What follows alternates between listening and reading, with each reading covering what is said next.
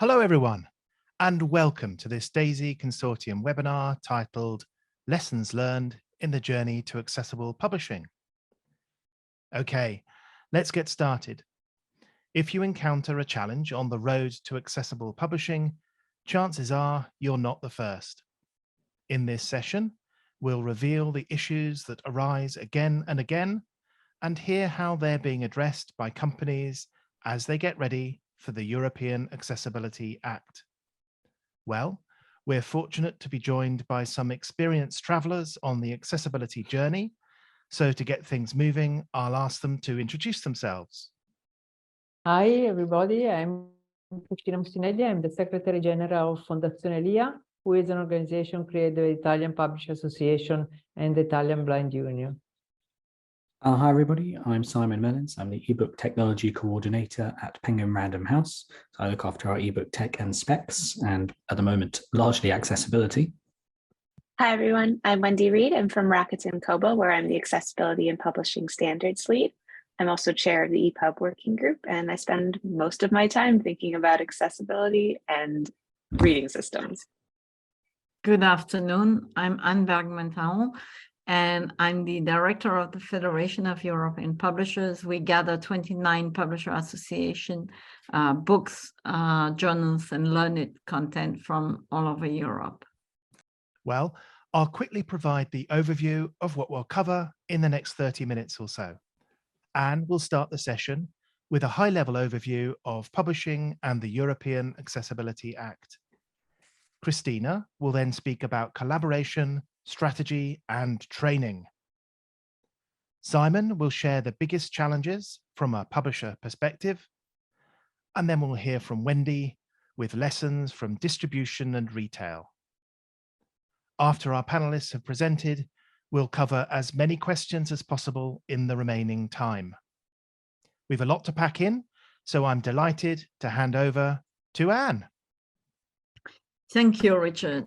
And I want to say thank you to the DAISY Foundation for inviting the Federation of European Publishers to speak. Been asked to give you a high-level overview, so I'm going to try to stay as high level but as understandable as possible. So this is, I'm well aware that there has been a lot of cooperation at national level for many, many years, but the EU is a slightly different animal. And it was really in the early 2000s that publishers and specialized organizations started to gather and discuss at EU level to see how we could improve the accessibility of print publication. We started with an organization that was called ETIN, which stood for European Trusted Intermediary Network. And we had a memorandum of understanding on access for print disabled person in Europe in the year early 2000. But then things relatively stopped at European level, but they moved on at international level with the Marrakesh Treaty, which was signed in 2013 and which was implemented in the European legislation in 2017, entering into force in 2018.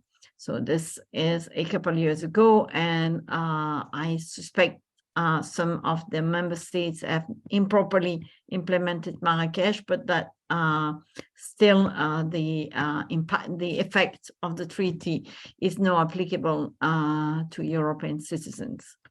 Directly after Marrakesh, the EU came up with the European Accessibility Act, which is much broader than just e-books or e-readers, and that covers a multitude of products and services. The European Accessibility Act went relatively fast and was adopted in 2019. However, because of the level of complexity into making it applicable in member states, it enters into force in 2025. The European Accessibility Act, there was a first impact assessment in 2019 And that impact assessment looked at ebooks and e-readers and what it would take to make those accessible. There was discussion whether it should cover ebooks and e-readers as well as e-retailers, obviously. And it was clear from the publishing community that this was important, although it's less than easy. And I think that the colleagues after me will amply document that. We thought it was really important that all public would have access as much as possible to ebooks. We have to be ready by the 20th of June 2025. This is the deadline to be ready, although there may be some exception. There are exceptions within the directive for publishers.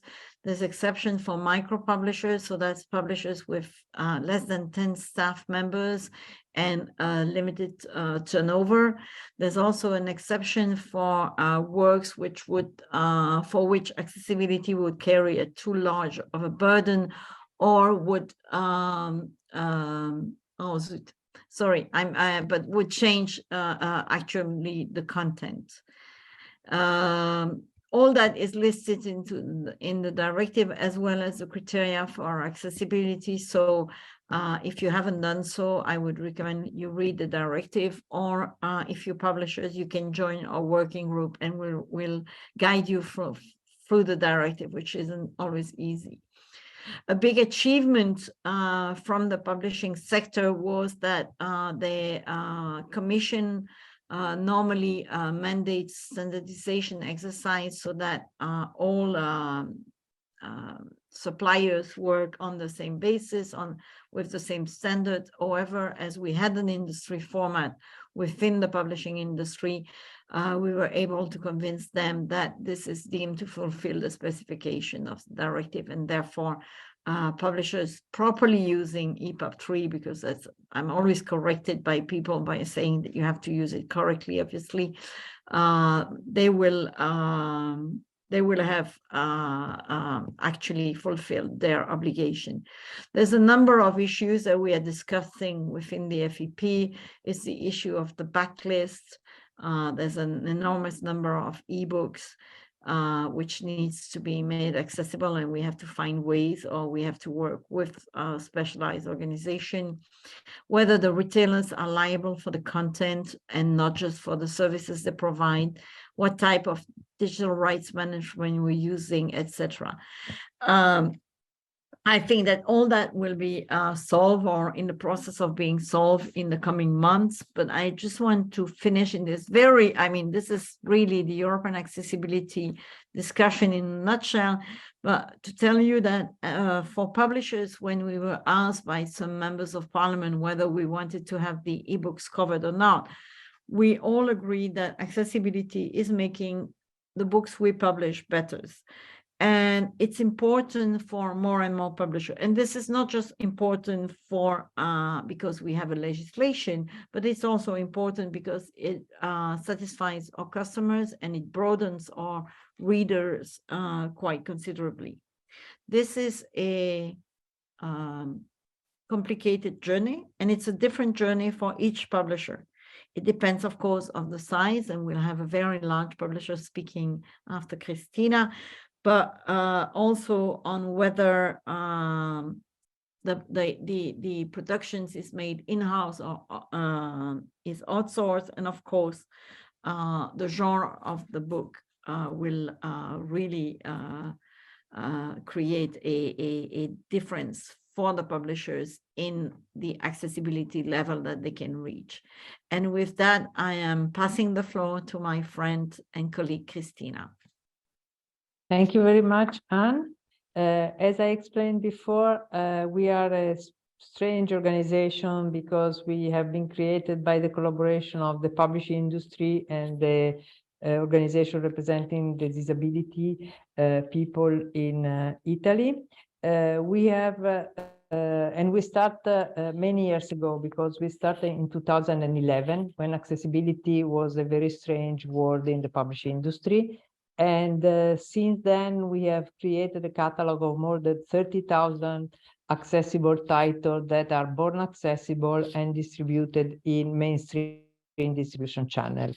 We started with a trade publisher, but we are now working with a lot of different kind of publisher. We work with academic, textbook, with publisher who have platform, who have reading solution, and so on. So what are the lessons we learn from all this work that we are doing in this situation?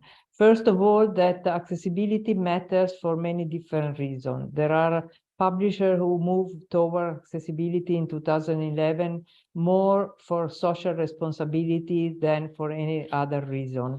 Right now, as unexplained, there are legislation, and so one main reason now is because I need to comply with a new law. But the other very important relevance of accessibility is because I want to address the need of all my possible customers. So, for example, we work with an academic publisher, and during the pandemic, they were able to reach new customers because their platform were accessible to everybody. And this is Imulino, who is a quite important academic publisher in the Italian market. The other way that we convinced publishers to move toward accessibility was because we convinced them, demonstrate them that an accessible product and service is a higher quality product and service for everybody. We started with ebooks, where there is no index, where there are no possibility to link from the index to a paragraph or a chapter. And so to add this accessibility feature was to make a book better for everyone who want to read it. And last but not least, if you create accessible content and use the metadata that will be explained later, you also improve the searchability and the SEO of your content. So these are many different reasons. Some are social reasons, some are commercial reasons. I think this is another important point. Accessibility may also open you new markets, and this is one important point. The other important lesson we learn that is impossible to achieve good result staying alone. So we as Fondazione Lia create a bridge among all the different stakeholders. So there is the publishing industry, but not only the publisher, but all the value chain. In the Accessibility Act are involved retailers, library online, reading solution developer, and all the actors in the value chain. And this is very, very important. Now publishers are more aware than the other actors in the value chain. I think publishers should also involve the other actor in more strong way. We work very closely and we are part of all the international standard organization because everything we do is based on standard, and probably Wendy will provide you more information on that. The organization representing people with disability are crucial because what you do need to be tested and decided with all of them. And the other important part are the tech companies, because to create accessible content is publishers use authoring tools. They need the content they produce should be displayed in reading solution. And so also the tech company should work on that. For example, we are now trying to work a lot with Adobe because Adobe is the owner of the most used authoring tool that is not able right now to support the publisher to create fully accessible content in an easy way. I think this is another area where we need to work more and we need to learn more in the near future. The other important thing is everyone needs to work together, because if someone don't do its job is like a broken phone line. So if a publisher produce accessible content and produce the metadata, but then the retailer don't display them, for the end user, there are no accessible titles on the market. And this will be a very big problem in the future when the people will be, when the legislation will allow people to comply with the publisher or with the retailer if the title are not accessible because there is a legislation. And I think publishers don't want that this happens. The other important thing, accessibility is a culture, it's a journey. So you must consider accessibility a strategic resource, and you need to involve all the company. It's not the topic of technical people only, but is a process, and you need to make a roadmap, and you need to create a shared value on accessibility in the company. The initial correction is not the final goal. The final goal is to have the possibility for people to access all your content, your platform, and your reading app in the same way as anybody else. So to do this, you need to organize yourself, and you need to create implement an accessibility roadmap. You need to start maybe with small steps, and then to improve and to add additional possibility and new feature. With all the publishers we started with some small pilot project, but we also at the same time started creating a shared accessibility knowledge inside the publishing industry. And this is very, very important. And this is my last lesson. Training is key. Accessibility is quite technical. It's important to know very well what you need to do to avoid to waste time. We do a lot of training for publishers, not only in Italy, but also internationally, on all the aspects that are included in accessibility. So you need to train the people working on InDesign and the production, but you also need to train the people in the editorial stuff, because the alternative description is something that is editorial, is not a technical issue.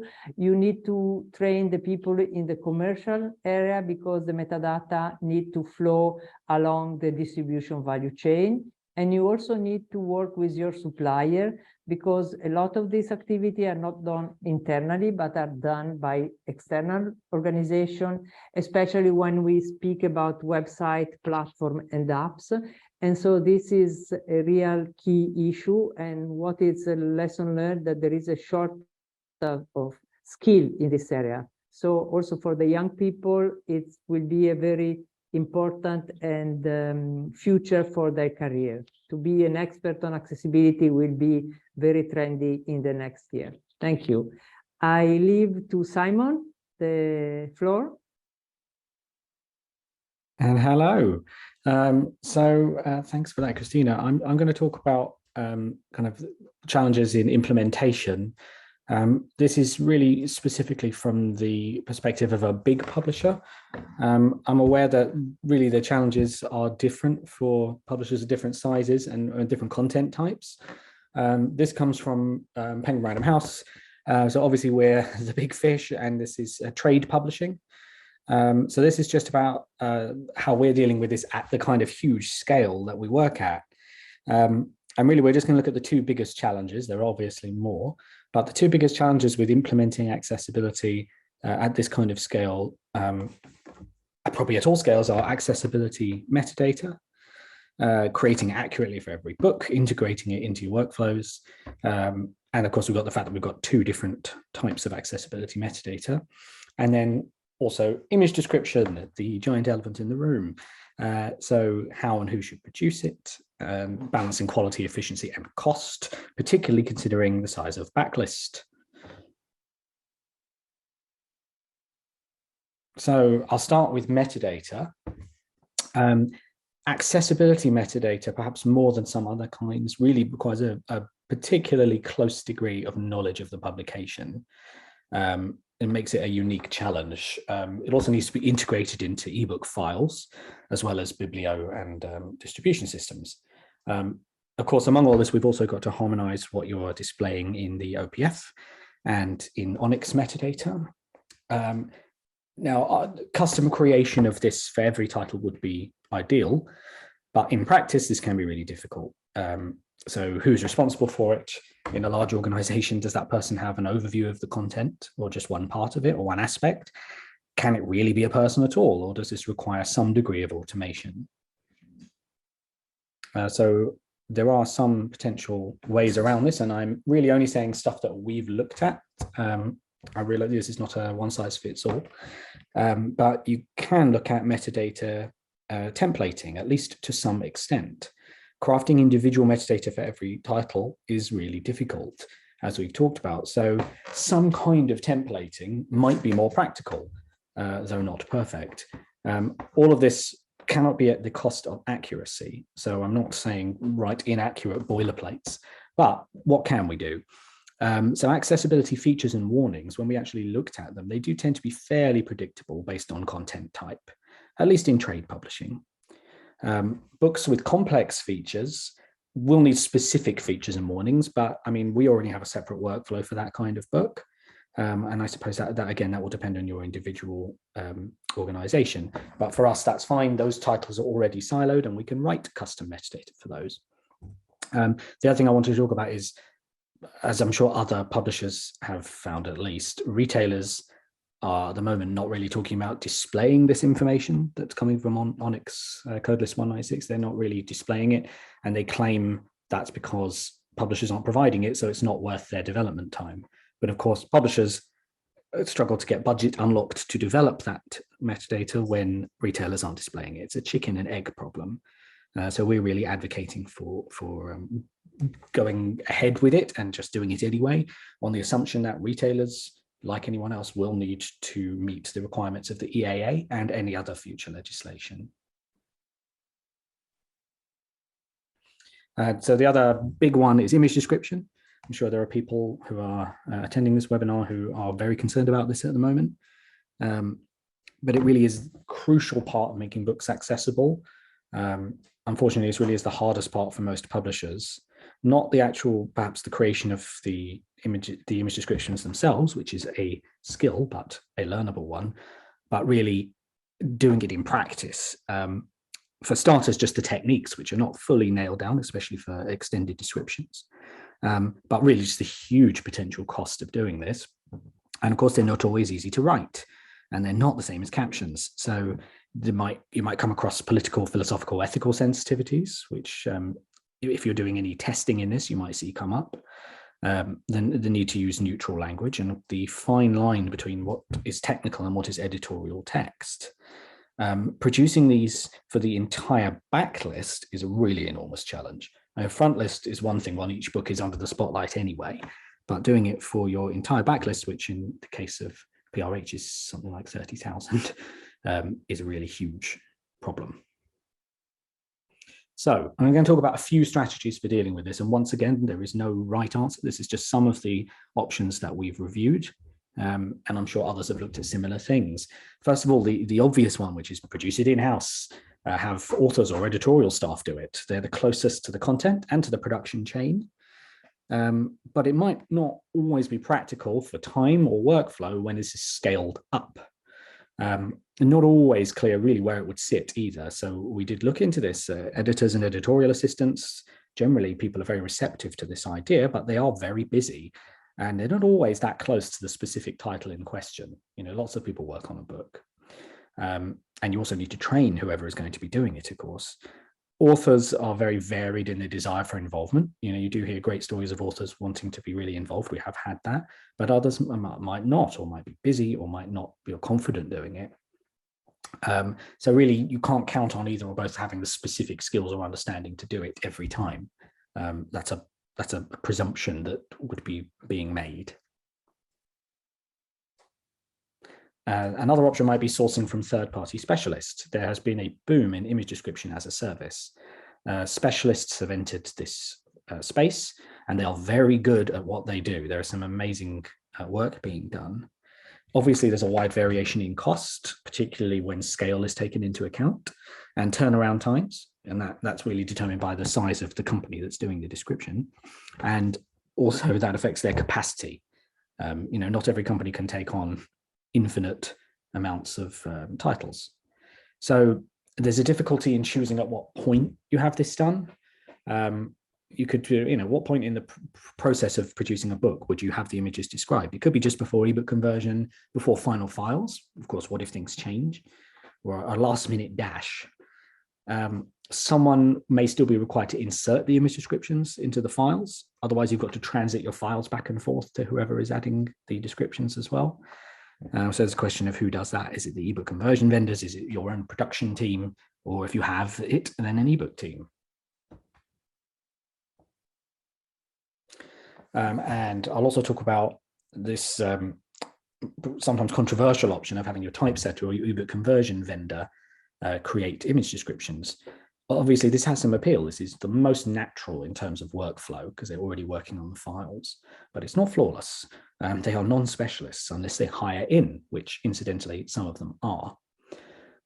This can carry issues with language or cultural context, depending on where they're located, as well as overall book awareness. How much does this person, because it comes down to a person at some point, how much do they know about this book that they're writing image descriptions for?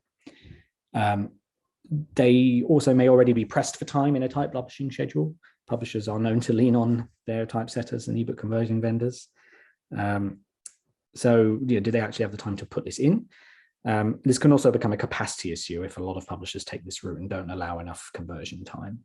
So spot checking really is critical. If you're going to go this route, checking as many books as possible it becomes incredibly important to make sure the quality doesn't slip. Now I'm running short of time here, but I'll just quickly talk about future proofing because I want to make the point that accessibility measures are not solely focused on print disability, but are really about enhancing a book's semantics. This is really about making books describe themselves. It's worth noting, and this really can come up when you're trying to unlock budgets within companies, that a properly structured EPUB with good semantic tagging and metadata really is the best way to archive a book. Transforming into any future format accessible otherwise is going to be easier if you've just got great EPUBs. But also, think about it as really storing your books for the future. The intention behind everything in that book, including its structure and its metadata. Really, all of this helps to build a publisher and a culture's digital legacies. This is perhaps rather grandiose, but it's about making sure that this thing that is your book that lives throughout time is as rich as possible. So accessibility is part of that.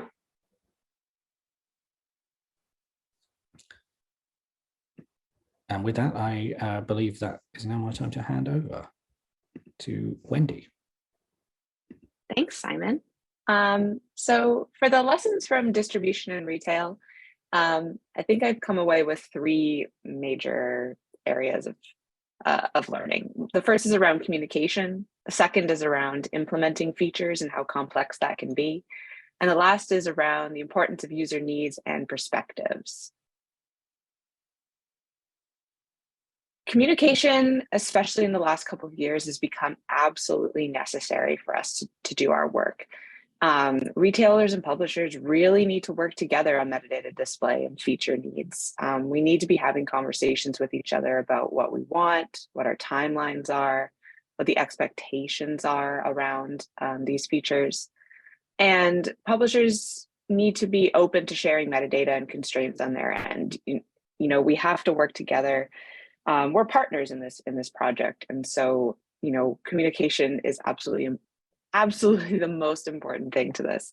I will add, because Christina mentioned I should talk about standards, that standards are really important in this as well.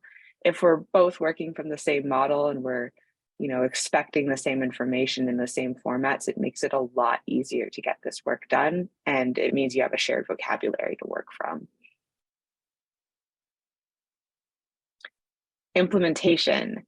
Building accessibility features for retail is incredibly complex. We have multiple roadmaps to be working on. I have multiple teams that are implementing various features.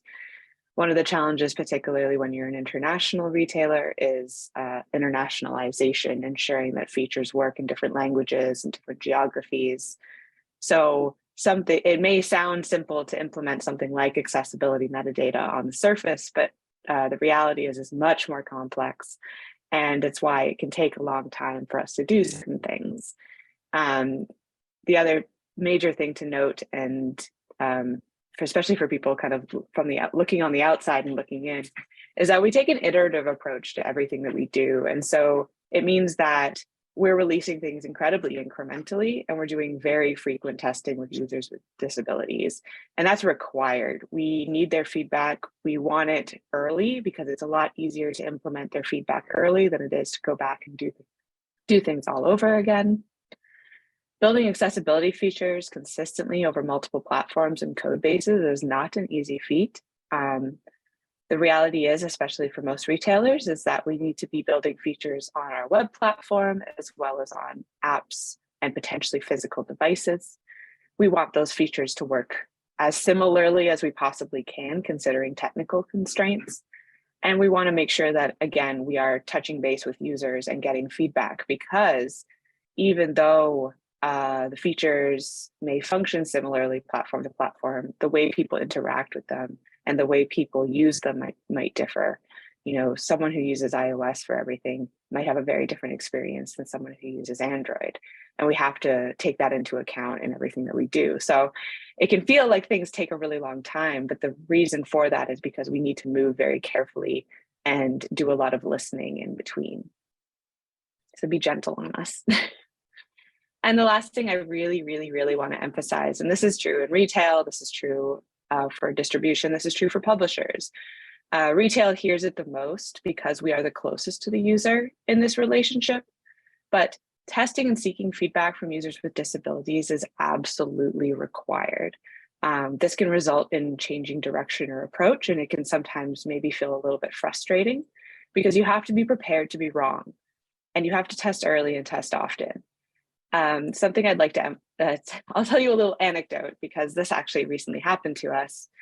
As an organization, we have, at least in the initial phases of our accessibility roadmap and our project, as Christina kind of alluded to, we decided to initially focus on keyboard and screen reader implementation, just to get us at the kind of, you know, beyond the baseline, but also make sure that those users are really well served. We recently did some testing that involved testing with voice control users, which is a slightly different assistive technology, but we were hoping that we would get some good results. What we ended up finding is that some of the decisions we had made in relation to keyboard and screen reader navigation actually really backfired for voice control. They didn't serve that user the way that we were hoping it would. And so now we get to go back and kind of rethink some of the decisions that we've made. And, you know, it can be easy to say, oh, it's really frustrating, or, oh, we did all this work. But the reality is that it's going to happen. You know, every single person and every single user, regardless of where they're coming from, is going to have a different experience of your product. But it's really, really important to make sure that you're listening to them and you're taking in all that information and, you know, making decisions that help. So, you know, from the retail perspective, it's really important to listen to those users and take that feedback in and filter it back up as much as we possibly can into our products and back to our publishers, especially as we all work to implement things like metadata and accessible ebooks. And that's it for me. So I guess I'm going to pass it back over to Richard. Well, thank you, Wendy. And that's the end of the presentations. And well, we've learned a lot about the adventures on the journey so far. We've covered quite a lot of ground there, but now I'd like to ask our audience for comments or questions for Anne, Christina, Simon, and Wendy. This could be maybe to help clarify anything or explore a topic in more detail. So please keep your questions coming in and we'll cover as many as we can in the remaining time. First question we have, and I think this is probably one for Christina and Simon, and the question is from Eileen. Part of the challenge we face when we create ebooks is trying to reimagine complex print designs into ebooks with logical flow. Could you suggest a path towards encouraging people with a print book bias to simplify the print design and layout? So maybe Christina and then Simon could take that. Okay, I just want to be sure that I've understood the question. I think that what you mean is that when you have a layout like the PDF ones, when you have a book in a PDF version, you have exactly the same situation of the print version. While when you need to create a Reflowa one, you need to study a different organization of the content. In our experience, it's sure different, but what is really important is not the technical element, but the editorial thinking, because normally in the design, you use some connection, or you put something aside to someone else, for example, an image or a graphic near a text, because there are some logical reasons. So in our experience is in editorial work, I don't think you need to simplify completely. So I don't think that an accessible book should be a more simplified book. It should be a well-organized one.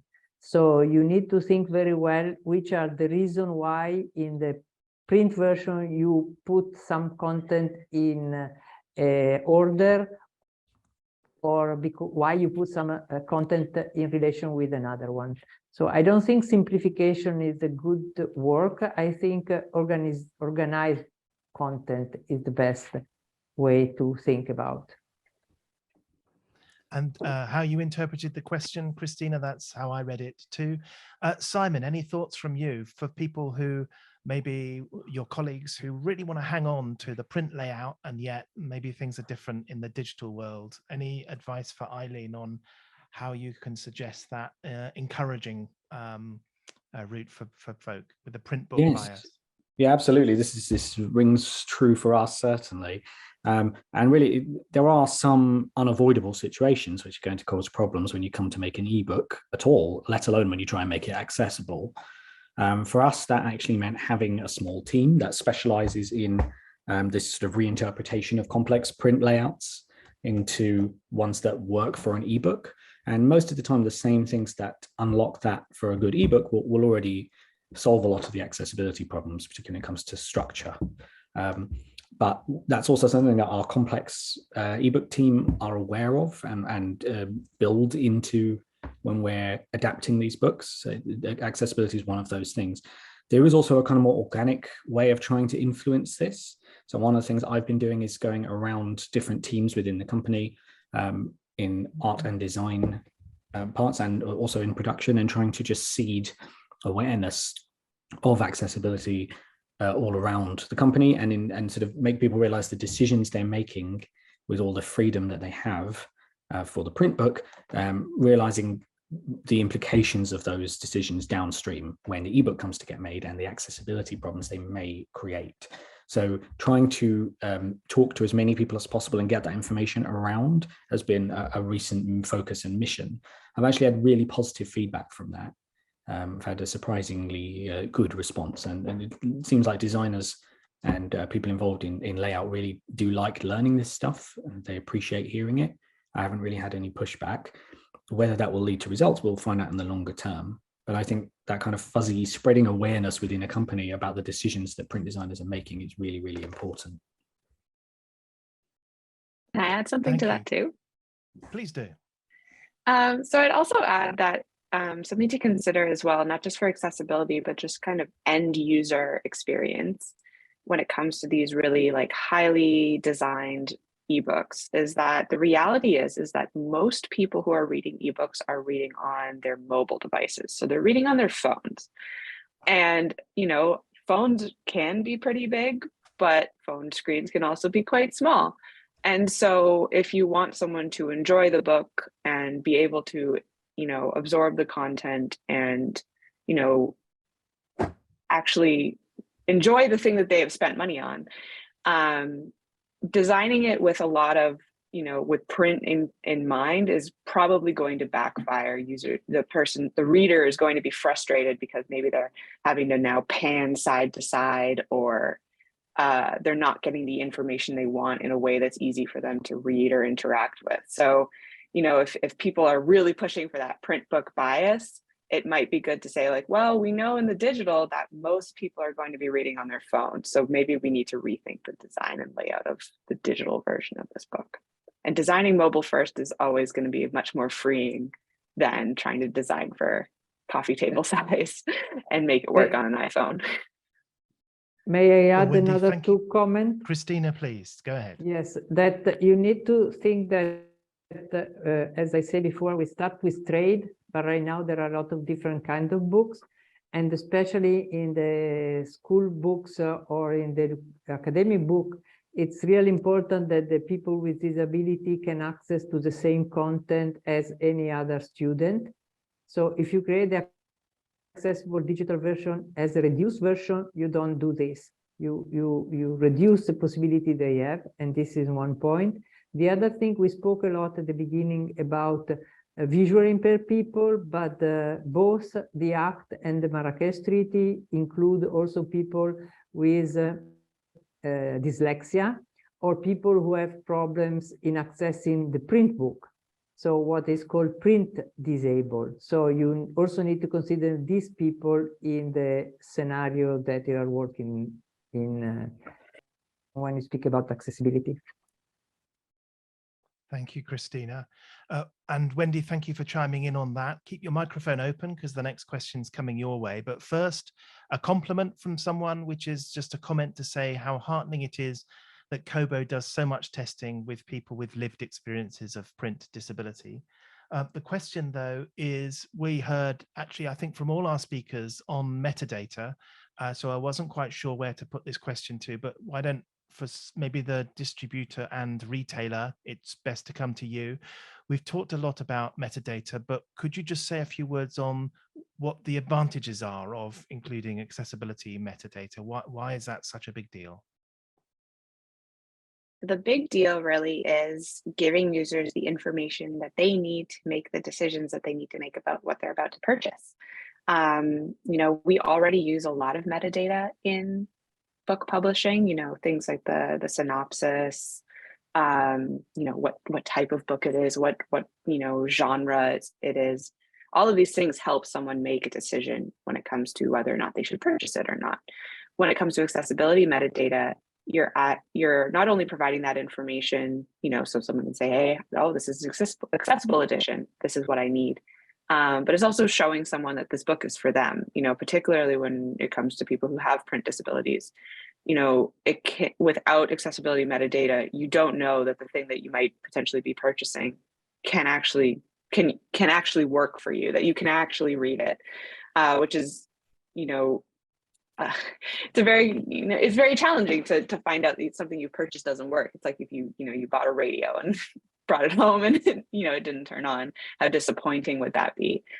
So accessibility metadata really does provide that level of information for print disabled users, but it can also provide information to all users about the thing that they're about to purchase and drive their purchasing decisions.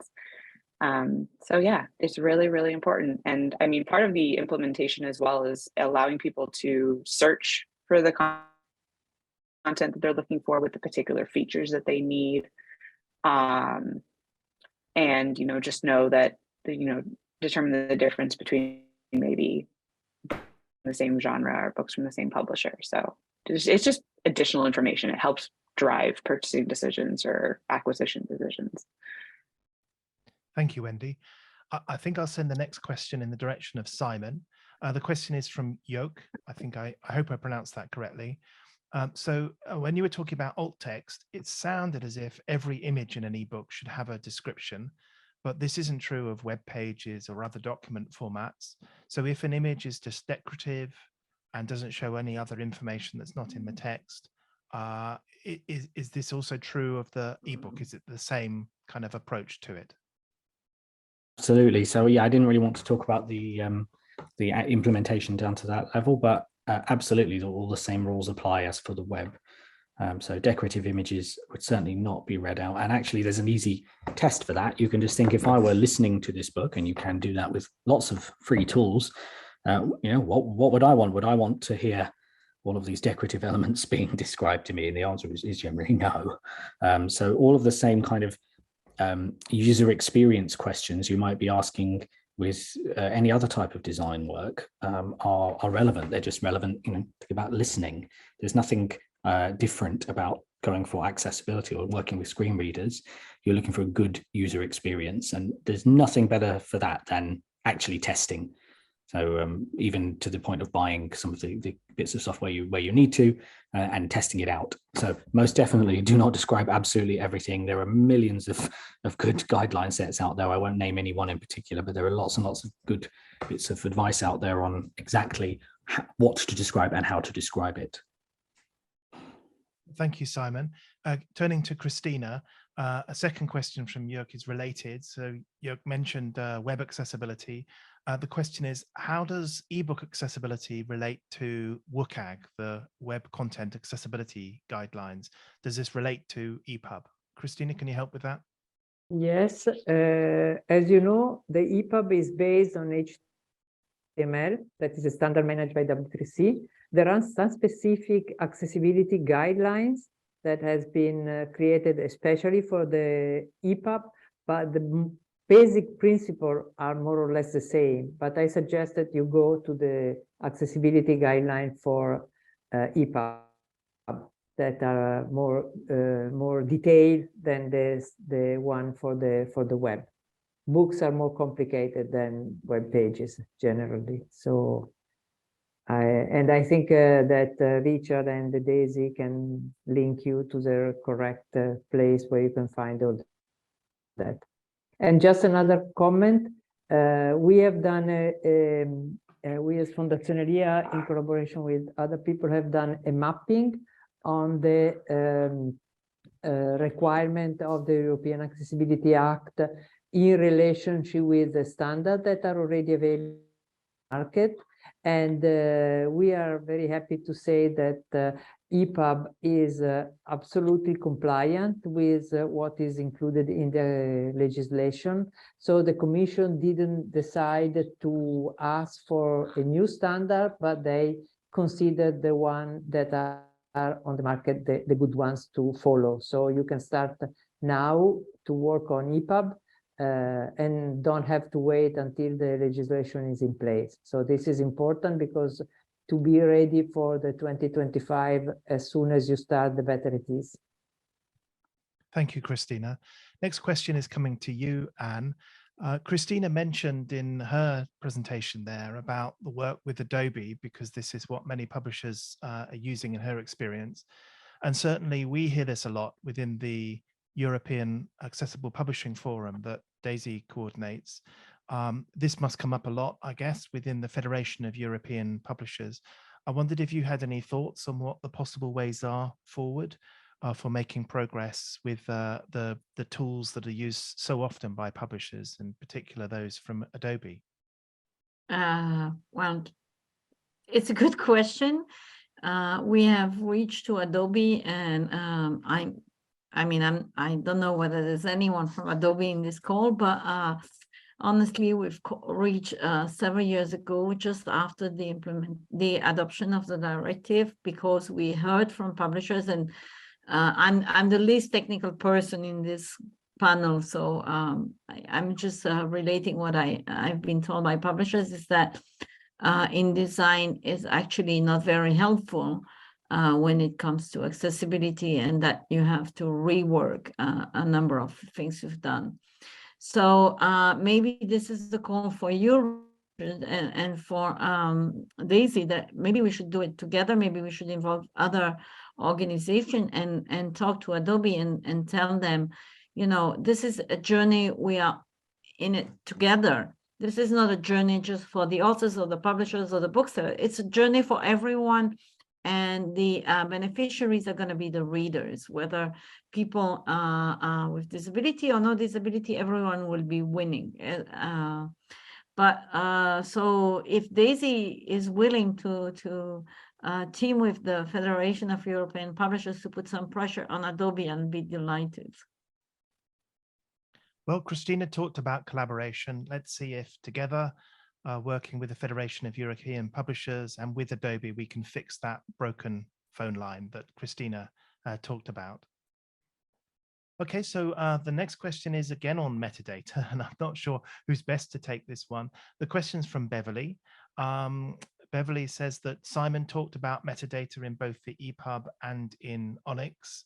And Beverly has read that in the European Accessibility Act, metadata is required in the EPUB, but Onyx is perhaps not mentioned. What's the best practice here? So maybe this can go to Simon and to Wendy if you want to add additional comments. May I just add a comment on the legislation, and then I leave the floor to the technical part? Because Please. in the legislation, there is no specific requirement for one standard of metadata. And this is another good point, because also Onyx and Schema were accepted as a standard of the market. So I think it's important that the metadata answer the question to provide reliable and consistent information to the end user. So I think it's better that there is no specific detail requirement, because if the metadata change and the spec evolve, it's better to have the possibility to update them without going back to the legislation. This is the concept of the legislation. I'm Thank certainly you for that, that's how- Christina. So yeah, Simon, please talk about best practice. Yeah. Yeah, so that means certainly that's how we've taken it. So we've not tried to work out which of the two we should be doing. We implemented the schema.org ones earlier as a kind of experiment. And because it was easier for us to roll out for technical reasons. But really, you are representing, there are differences in what is being expressed between the schema metadata and the Onyx codeless 196. They're not quite the same, but if you are in the position that you are answering the questions for one, you can answer the questions for the other. They're very similar. So really, any sort of at-scale technical solution ought to be addressing both. That shouldn't be a huge amount of extra work over just doing one, as it were. And we just wouldn't want to be in the position where we've developed for one and not the other. So we have not really looked to the legislation to answer that for us. We would say these are the two dominant standards. This is what seems to be the done thing. We already work. We already do work in our own OPF files, obviously, and then we already have extensive teams around Onyx and what we put in that. So it was just a logical move to go with both. So certainly best practice is to be doing both. There won't be identical information in the two, but they'll be very similar. Thank you, Simon. And Wendy, as a distributor, are both of these standards and implementations important to you?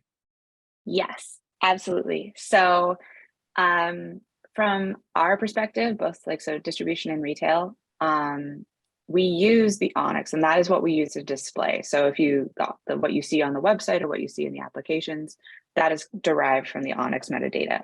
The reason we've made that choice, and this is true for many retailers, not just Kobo, is because it's easier to update. It's more up to date because it doesn't require someone sending a whole new version of their EPUB file in order to update.